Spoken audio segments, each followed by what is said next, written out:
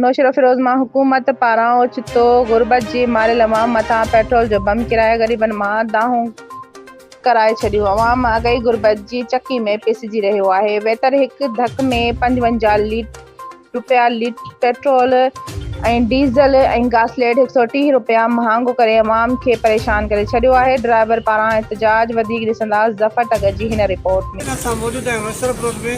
हुकूमत तरफ़ां जेको राति हिन ग़रीब अवाम जे मथां पेट्रोल जो बम किराए त हर तरफ़ खां माण्हू जामन हिते टैक्सी ड्राइवर ऐं रक्षा वारा मौजूद आहिनि। पतो त हिन मिलो त हिन जो तेल जी क़ीमत वधण छा चवणो आहे। अमेरिका जी ऐं ईरान जी जंग बि थी हले त पेट्रोल जी वरी क़ीमतूं वरी हिते पाकिस्तान में पई वधनि।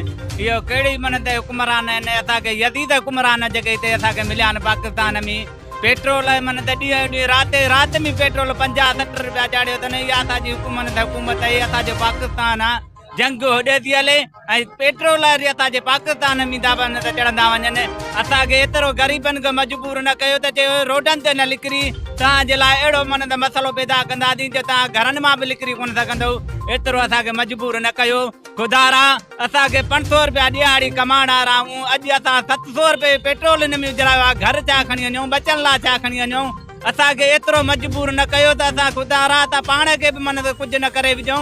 असांखे कुझु अहिड़ो कयो त असांखे पेट्रोलनि जी क़ीमतूं घटि कराई वञनि, न त असां रोडनि ते ॿाहिरि निकिरी ईंदासीं। गवर्नमेंट खे जॾहिं तेल पियल बि अथसि 28 ॾींहंनि जो, उनजे बावजूद बि तेल हिन महांगो करे भला उहो रेट त असां मुस्लमान मुल्क आहियूं।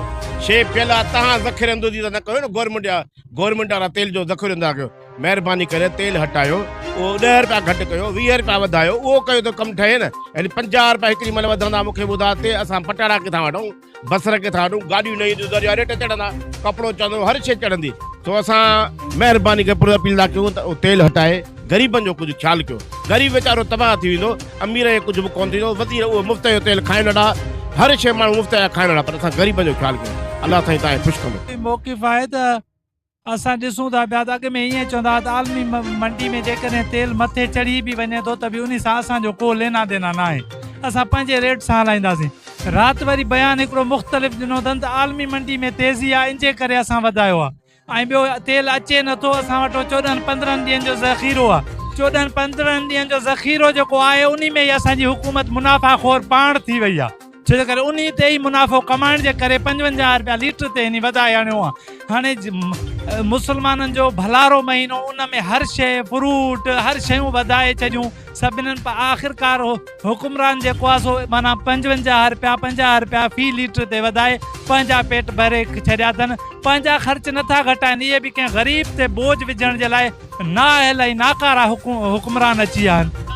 असांजो मुतालबो इहो ई आहे त जॾहिं तेल नओं अचे हेॾे उन में वधाए सघनि था। हिन में वधाइण जो हुननि खे को बि जवाज़ पेश नथो अचे। जेको स्टोर थियल असां वटि पेट्रोल आहे उन में हुननि जो कहिड़ो जवाज़ आहे जेकॾहिं हू वधाइनि था पिया।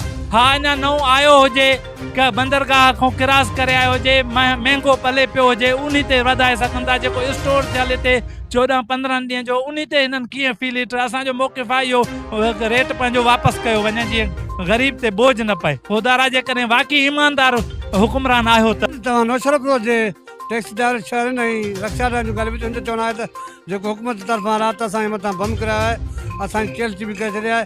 अॻु में असां परेशान हुआसीं, महांगाई ज़ोर ते ई वरी रहंदो तेल खां पोइ हर शइ महांगी थी आहे। असांजे जीवन जंजाल इन करे हुकूमत खां मुतालबो कयो आहे त फौरन तेल खे घटाए असांखे जीअण हक़ ॾिने। कैमरा टीम सां गॾु ज़फ़र टगर, विन न्यूज़, नौशरपुर।